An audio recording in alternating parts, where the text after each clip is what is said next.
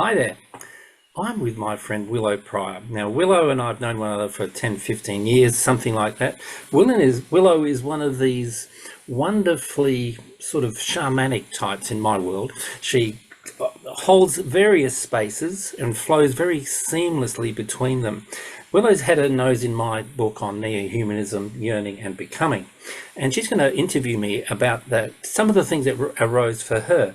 And of course, I'm trusting to her own native wisdom, actually, to take us on a journey. I don't know where we're going, but I'm going to hand it over to you, Willow, with a big hug and a thank you. Thank you, Marcus. It's always a pleasure to share space with you. And wow, there is so much in this book. So as we were saying before, this is a conversation and it is going to be emergent. And I think that's one thing we do have in common, that we agreed before, that is a place that we feel semi-comfortable. I mean, it's not about being completely comfortable, is it? No. Well, there's skins to be shared, and I'm going to start with something that came up for me when I read it, and I think it's this word neohumanism. And what is this? So we've got neohumanism, yearning and becoming, and look, everybody, look at my lovely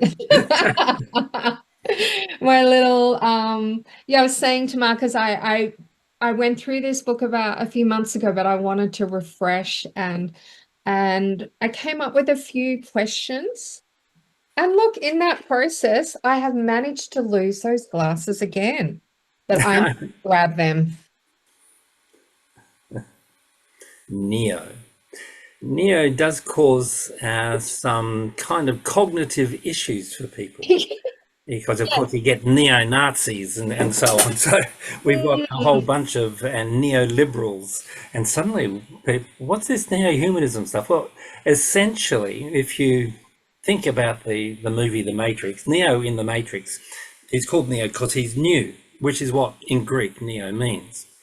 So when Sarkar, who coined the term, came up with it, he uses language to explore consciousness and the way it works culturally, because consciousness is grounded culturally in your lived experience of the world, mine, everybody else's who's listening to this interview, and so on. So he'd been talking from the very beginning of his time as a public speaker, guru, philosopher, and so on. He'd been talking about universalism and this concept that we have a universal consciousness and we're embedded and flowing in that. And as he developed this, he developed the kind of framework for looking at, well, what is it that the West offers us in terms of understanding reality, and what is it that the East, India, China, the non-West, you might say, the indigenous too, have to offer? And do they in some way meet? And in what ways, when they meet, do they create possibilities for new forms of consciousness? Now, we're seeing this a lot now with the emergence of indigenous consciousness, indigenous philosophies, and people working across those into Western philosophy and so on. So we're getting some really rich encounters, I would call them. So Sarkar, having a very historical mind, recognized that in humanism there was this aspiration to see everybody as part of one human family, that we are all in it together, and that humanism ultimately was a critique of localism, geo-sentiment, socio-sentiments, which are sentiments related to class or caste or ethnicity, nation state, and those kinds of things. So he saw that humanism was an attempt to push back at that, and it goes back 500 or 600 years in the Western philosophical tradition. And he said, what we really need to do is we're imagining a new form of human out there, being human but in an ecologically, spiritually conscious way. So that no longer is it that there's a one human family, we're actually part of one conscious family where everything is part of my world and me. I'm ecologically, you might say, using modern terms, entangled in the Mm, world. mm, And that entanglement means that new forms of ethics and, I guess, moral considerations around relationships, distributional stuff, how the exploitative nature of modern Western capitalist culture, all those things become much clearer because we can see them through a lens that is entangled, ecologically bound, and so on, which means that we have a new form of humanism, the gifting of Western humanist traditions with a breakdown of the separation between the anthropos, that's the anthropocentric nature of I'm a human being and I'm allowed to go and eat that cow or chop down that tree or dig up that mineral or whatever it might be, to actually I am related to or involved in the kind of conscious living and geophysical flows that make up the world that we inhabit. So neo-humanism grew out of that thinking. And of course, what happens is that somebody gives an idea to the world and then other people run with it. So I'm running with it and saying, what are the implications for me? I'm a cultural person, historian, musician, poet, meditator, spiritual is part of my core identity. How do I take a concept like that and make it work? That, in other words, how does it have effects in the world around me, in the way I live, but also in the way I teach, so that I can pass this on to others. I can write that little book up, you get it, and you go wherever you go with that book, because as soon as somebody else gets an idea, it's no longer my idea, it's our idea, and you can do whatever you like with it. Does that help? Yeah, it does help. And I found it myself going through the book again in the last couple of days. Uh, just really landed with me how relevant it is for now, these Mm, times. mm, And also for me, just that parallel, because I had been working and you were supporting me and mentoring me last year with looking at this, we're weird, from this very Western educated, industrialized, rich democratic psychology, mm, and then, what happens if we move towards more wild of being rewild, interconnected, liminal, deep futures mhm, people. And mhm. so it felt like neo-humanism really addresses um, that way of being and where we need to head Yep. towards, and what are the wayfinders, what are the markers here. And Mm. I've got my book open and I just love this word neo-humanist pheromones. It makes me like sniffing out and Yeah. wayfinding, like yeah. It's almost like our body knows, our heart knows, and I know you go into some of that in Yeah. here. Yeah. Well, that's the future senses framework. That's where, we as cultural beings are attracted through cultural mechanisms, drawn into the world through cultural mechanisms. Mm. As if, let's say, if I was a non-human sentient being, a bee, a butterfly, a cow, like go back, or the kangaroo or whatever, I would be using all the five senses, particularly, and I would never discount the fact that there might be intuition as a sixth sense, even for non-human beings as well. But I'd be using those five senses to navigate, to wayfind, to manage the world around me. As cultural beings, surrounded by books and all that sort of stuff, Mm. I need, I have been given by the world, by the growing, evolving human culture, tools for managing the way I navigate. And for me, one of those tools is the metaphor. So the Mm. pheromone, for me, of course, it's a metaphor. But what does it do? Well, it speaks to the fact that within cultures, we are drawn and pulled this way and that by all the attractions that we're surrounded by. So the future itself invites me to engage with possibilities beyond what's happening right now in me, around me, in my culture, in my world.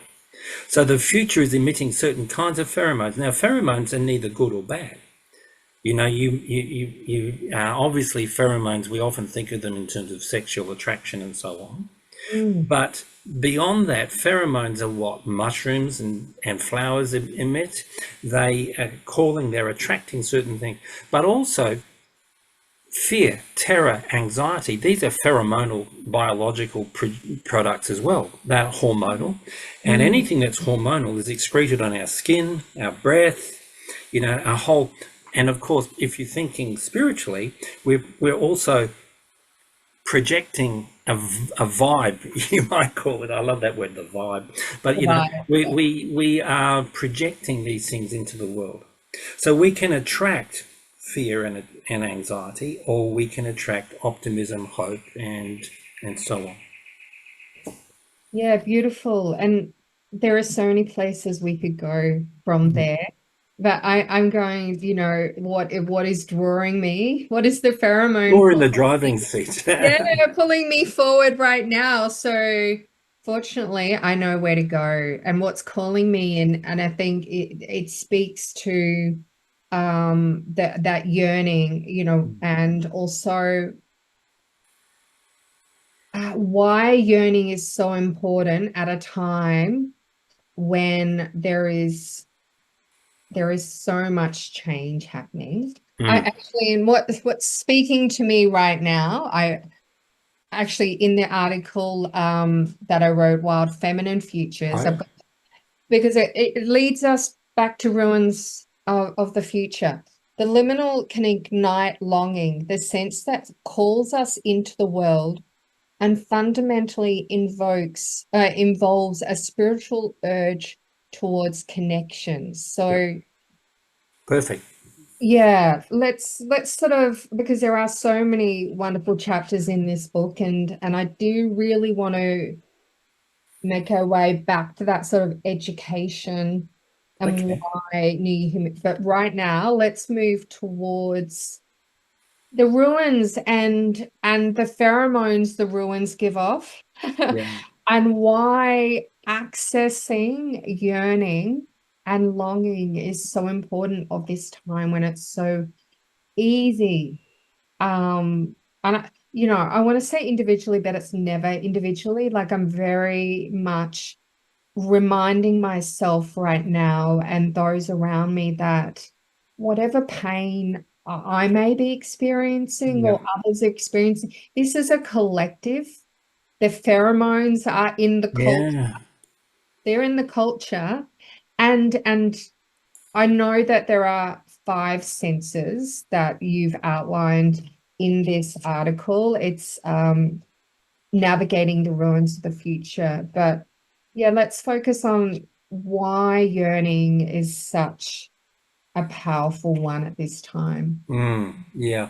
Thank you. I mean, it's so timely that you asked that question. It's timely because I'm actually working on lectures and processes around yearning, but it's also timely because if we think about the way we inhabit culture, okay, there's something happens in culture, I think, that we respond to as a species. So you're right, it's not about me as an individual. I'm a member of a species, and a species has a certain logic. If we look at any species, any life form, of course it needs to reproduce, it needs to find food to sustain itself, it needs to protect itself and so on. And these are things that human beings do too. But there's a species logic that's involved that keeps each species coherent until it hits a threshold where it becomes incoherent. Maybe it becomes extinct, or maybe evolves into something slightly new. I've been fascinated for decades with evolution and how it works, but I don't see it simply in biophysical terms. I also see it in cultural terms. which is why I wrote that article using the metaphor of the ruins. Okay. Yeah. So we were talking about Sarkar's use of the term neo-humanism. Humanism has been a central pillar of Western empiricist, scientific, and the humanist aspect of, you know, the liberal arts and so on as well, for 500-600 years. We inhabit a world where certain principles of humanism are just taken for granted. We're unconscious of them. They shape our legal system, our educational system, our interpersonal relationships, right down to the very cells in our body almost. So culture is like that. Culture is built into language, the social forms, gender relationships, ethnic relationships, the human nature relationship, all of those things. We inherit those things. So we're actually living always in elements of the past that sometimes they're concrete, like you might go and visit an old cathedral or something, but or if you're indigenous, it's the land itself, where that hill or that tree or that brook or river or whatever it is actually part of the past in the present, and it will be in the future as well. So we inhabit ruins. And, you know, I use in the article that fabulous painting from the German artist Friedrich, who, that one where you've got this gentleman wearing this very, you know, dapper suit and everything, looking out over the wild. So he is the cultural element within something else. So what I see is that culture is the ruin. We're living in it now, and we're navigating it, because what we get from humanism, neo-humanism, from experiences of other cultures and their paradigms, indigenous, Indian, whatever, that feeds into foresight. It gives us, using Pollack's term, the image of the future. Indeed, yeah. And then that image acts as an attractor. So think Futures Triangle, the pull of the future at the top there. The Futures Triangle is an attractor. So we go, okay, if it's an attractor, what does the attracting? Well, I'm using the metaphor of the pheromone. And to me, the pheromone, we are attracted both positively and negatively. So fear acts as an attractor, because we're going to assume certain things about the future if you're living in a fear paradigm. Anxiety, stress, you know, the world's out to get us, you know, it's a me or them, a dog eat dog, all those kinds of things.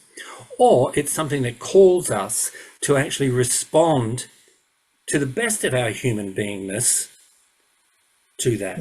That's where voice comes. So that's the third futures sense, where we start to articulate my response to the call. What is it that calls me into the world? And of course, I am called, but also our species is here and being called. It's a collective thing.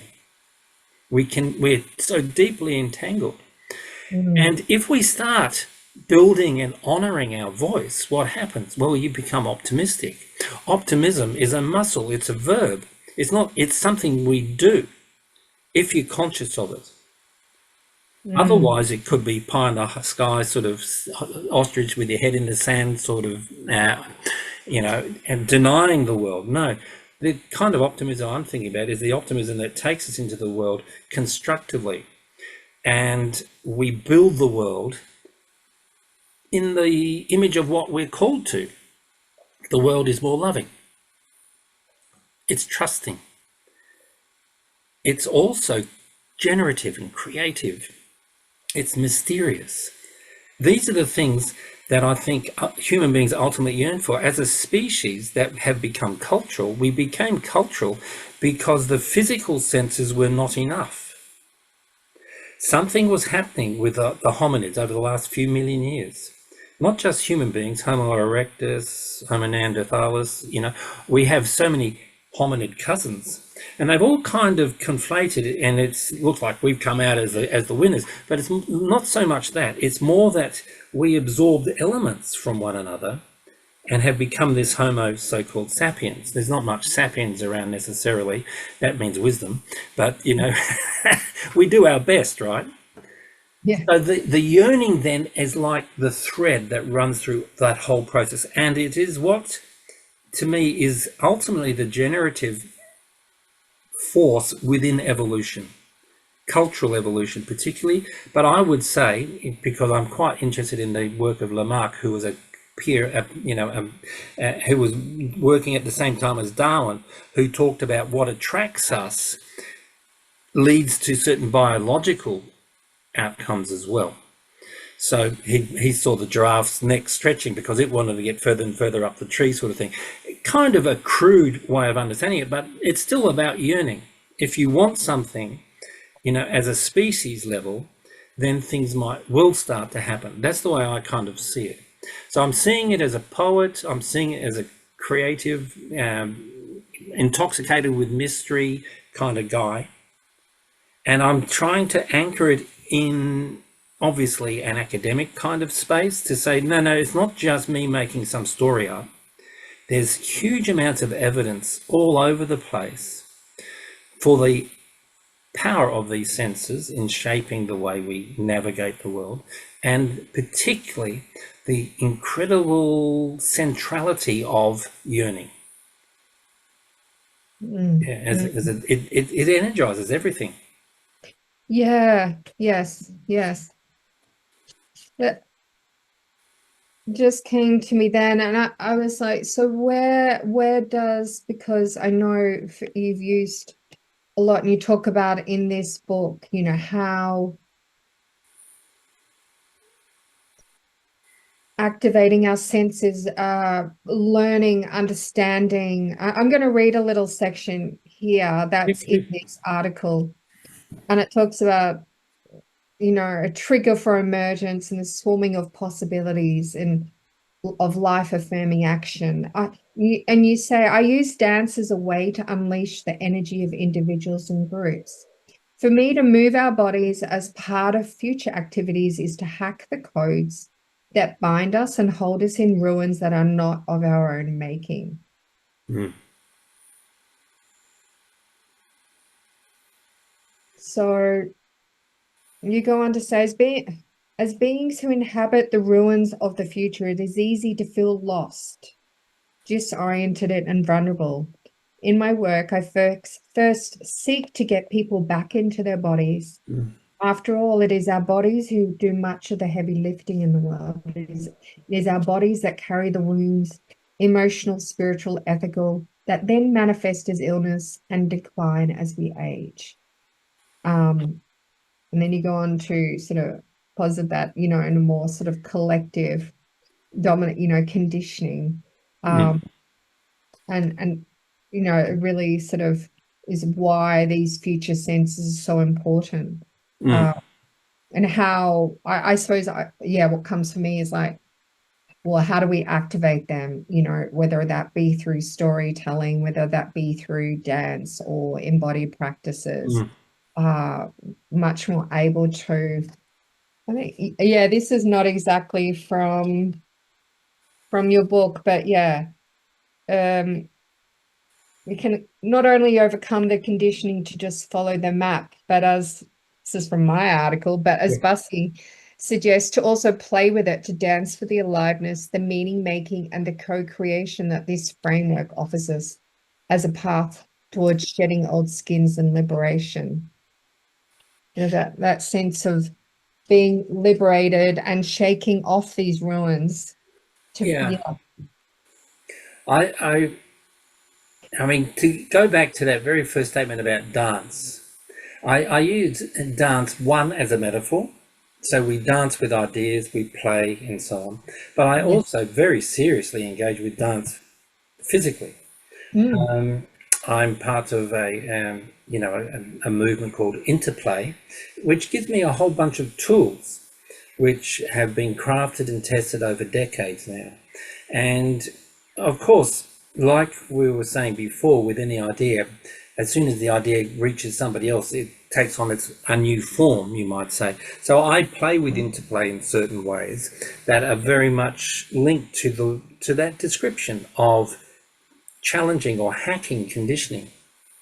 I find that if you get people in a group and you get them to move in very simple ways, just walking, stopping, doing a bit of running, and you put on some music while that happens, and then you stop, and then you start, and then you stop, and you start. You're creating something like a punctuated equilibrium thing that they talk about in evolutionary terms, but something happens there, and all I can say is it's like magic. And of course it is pheromonal because people are having fun, so they're also being shaken out of the kind of body dullness that we all carry with us. Let's say they come to this workshop, they've been in the car for half an hour, dealing with traffic, probably listening to some rubbish on the radio, or maybe a really good TED talk or a really good podcast, but their mind and their bodies have been separated. Yeah. So you bring that back together, and then of course you can throw in a futures question. What do you yearn for? Or how would you like your children to remember you? Or grandchildren, great-grandchildren? Any kind of question. And it evokes different kinds of responses once people have returned. Because it's so much of the work we're doing now is about returning, remembering, reinventing.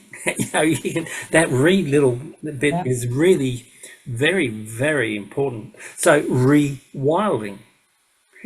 How many ways can that be understood?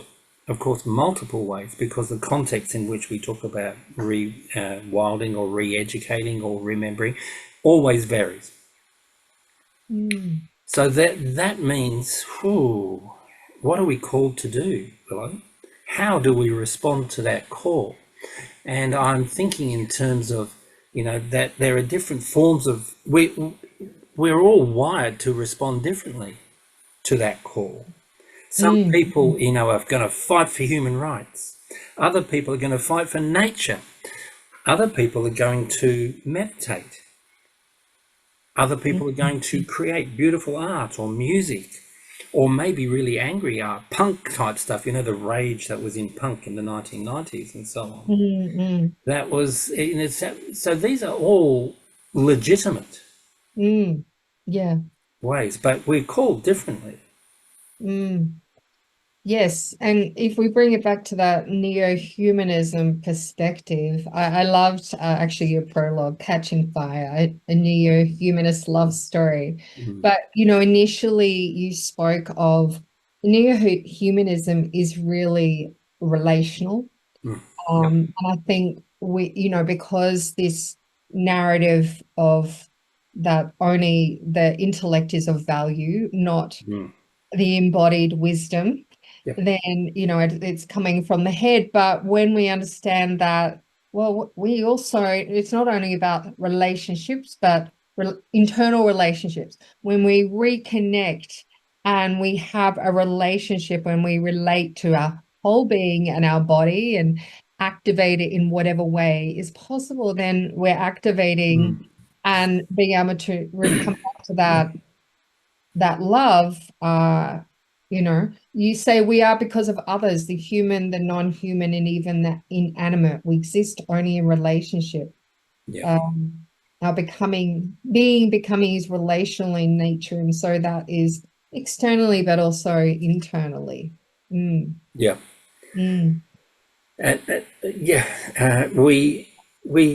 live with a world that divides things. So internal, external, we think they're separate.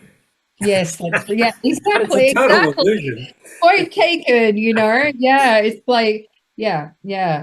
So you speak about, we deal with the core problems facing today in schools. It's in a secular world where spirit is shy and retiring. And for me personally, very much, dance and story and movement has been a practice and practices that I've engaged in for a number of decades now. And it is through that well, I activate an aliveness of what it is to be human, Yeah. and connect with myself, and thus naturally, as you just pointed out, with the greater. Mm. And there is something very, then I can honor the sacred. And I think when, when there is so much pain or disconnection going on, people say, well, why should I be happy? Why should I dance? Or this is the time we need to really experience the deepest joy, because then we know what we're fighting for, or what we need Beautiful. to move forward. It's like, Yeah. yeah, the sacred. Yeah. And to me, dancing on behalf of the sacred, for instance, is an act of resistance And yeah. to a world that is crushing us. Mm, And 100%. it's a conscious cultural effort on the part of an elite, I think, of people who have stakes in the game that are going to make them trillionaires, like Musk and people like that. Of course, Musk isn't sitting there like some evil kind of Sith emperor out of Star Wars going, he's following a misguided yearning. Yearning gets misdirected all the time, and if you can only yearn materially, you're going to amass a quantity of material stuff to confirm and try and meet that yearning, but it's never enough. The whole point of yearning is that no matter where we get, there's always going to be yearning for that next bit. Because we're yearning for something that's beyond reach, in a sense. The sacred. How do we access the sacred? What does it even mean to say, I yearn for the sacred? Oh, you're a mystical person, or you're a mystic. And I love reading mystical poetry and all the rest of it. It really it affirms me. But it's becoming. It's always a becoming. And, if you're a materialist, the becoming is how many millions of dollars do I get in the bank? Where am I in the organizational pyramid? How far up am I hierarchy wise? Whatever it is. But all of that is misguided yearning. It's like unrequited love. Oh, I really wish that, such and such would just see me for who I am, that unrequited love stuff is, to me, it's a symptom of, misdirected yearning, but it's also a symptom of spiritual. I would say, at some level, if you read the great mystical poets, they all suffer from unrequited love, but it's love of the divine or the sacred, or however you want to frame that. Whichever, whether you're within a religion or whether you're outside of it, doesn't really matter. It gets framed culturally, of course. So the beautiful Sufi poetry of, Rumi, who's a classic example of the magic of unrequited love when it's directed towards something beyond the material. Yes. Yeah. I mean, that to me is such a big question. And, we could run an entire podcast that lasts for years. It's a bit, the On Being stuff is a bit like that podcast On Being. I think Krista Tippett is exploring, in many respects, unrequited love. And to me, love is what it's all about. It's an organizing principle. It makes sense of things. It's self-organizing, actually, because it's relational, it's dynamic, it's never fully satisfied. There's all of these elements to it, and I think ultimately, when we think about the themes of this book, that right at the heart of the book is love, not within the kind of romantic, egotistical traditions of the West, but as the primary driver for everything we experience. So when we have violence, it's because we are brokenhearted. We are no longer sustained in loving relationship, and the only way we can try and keep things under control, that's the key word, is by dominating. So we can see that in the world of Putin, or Netanyahu with the Israelis in Gaza. We can see it with Trump, but we can see it with very small communities who are sovereign citizens, or they're all trying to hold on to something or make the world fit a certain formula that feels secure or whatever. But what we're dealing with is a world of broken hearts. Yeah. And personally, how has neo-humanism been a balm for healing your broken heart? Because like we're saying, we've all had broken hearts, and it's like, but what is the balm that that we use? The balm is it's a very interesting question. The balm for me is something to do, and there's no real answer to this. So I'm sort of making a proposition. For me, it's about feeling held. I'm held by this world. If I want to say God, divine, the sacred, that's cool. But I can also just say I'm held by this world. Beautiful, beautiful. And that means that there's something there that just takes me down, and what happens. Life happens, relationships come and go, parents die, sometimes children die, friends die, I'm going to die, all of it. Yeah. And I'm held. And then for me, I make music and dance and words and poetry about that heldness, because I really want others to feel held. Beautiful, beautiful. Yeah. Yeah, that really speaks to me, and it's really timely. Actually, we spoke before about the beautiful podcast, The Emerald, and I listened to the latest one the other day, and it was about collective burdens. And very much, we've been talking about, well, this Western world being premised on individualization. And when we come, and act and be in the world from that worldview, then we carry so much, there is so much weight, whether it's the death of a loved one, or the weight of what is happening on the planet, or even that, we think we are holding it ourselves. And so it was really interesting, when do we come back to that, from that entangled worldview and understanding of this web of life, then we too can be held. It is a collective, but can the world hold us? Yeah. So, and that was it was the other day, there was part of me, even just hearing that, softened around something. Oh, yeah. So I think that's a beautiful place to finish. But I think there is a beautiful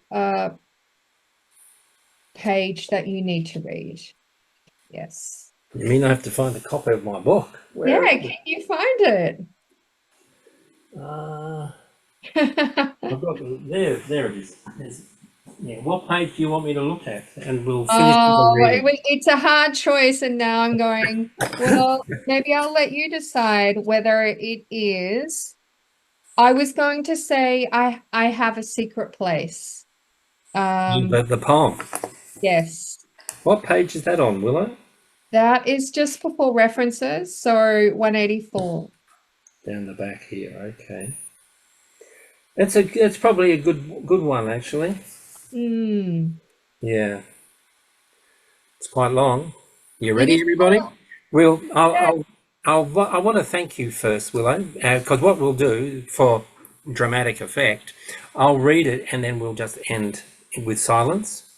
Yes. So what we'll do is I'll read the poem, but I do want to thank you. It's been a terrific conversation, and as I said to you a few times now, we can have other conversations like this because I think you and I get something out of it, but the listener will also get something out of it.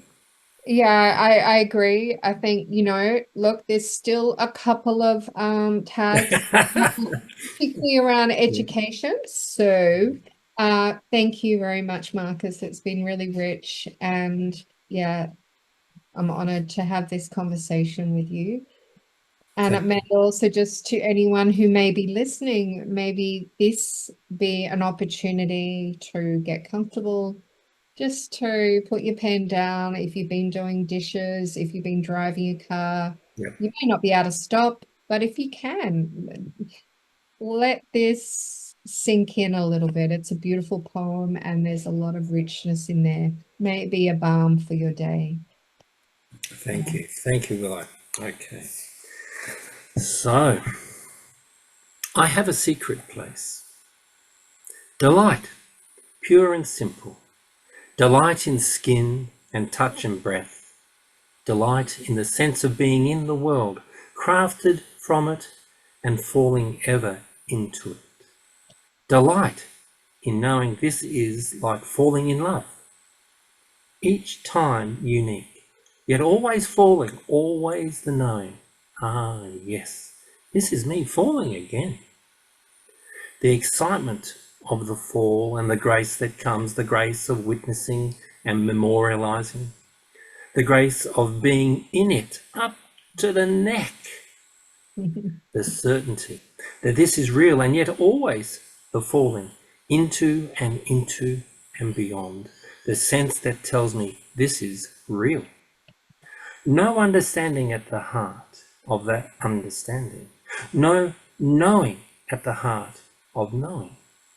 So it must be measured, assessed in units of delight, laid out like a cloth of unknowing, and cut, folded and shaped into intent.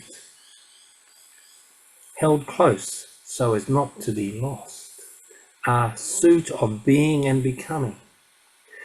The folding and laying out of me that comes with the falling and the glorious surrender, like being tumbled by a wave of all froth and foam and giddiness and giggles and salt and tears, laid out like a shroud of becoming that measures the muscle and membrane and memory of the one contained in the shadow of flesh, the delight tasting cup that held me close for a moment in this open cosmos, in which I float and sing and laugh and cry bitter tears. Delight is what it is to be part of this story, all of it and the least of it, forever searching for the next seduction, forever yearning for completion, yet intoxicated with separation, all lonely with it, all longing and longing and longing to start and finish, to breathe and expire, to wake and sleep. Cosmopoesis is the delight in all this, the eternal falling into being that carves memory into bone and promise from tomorrow.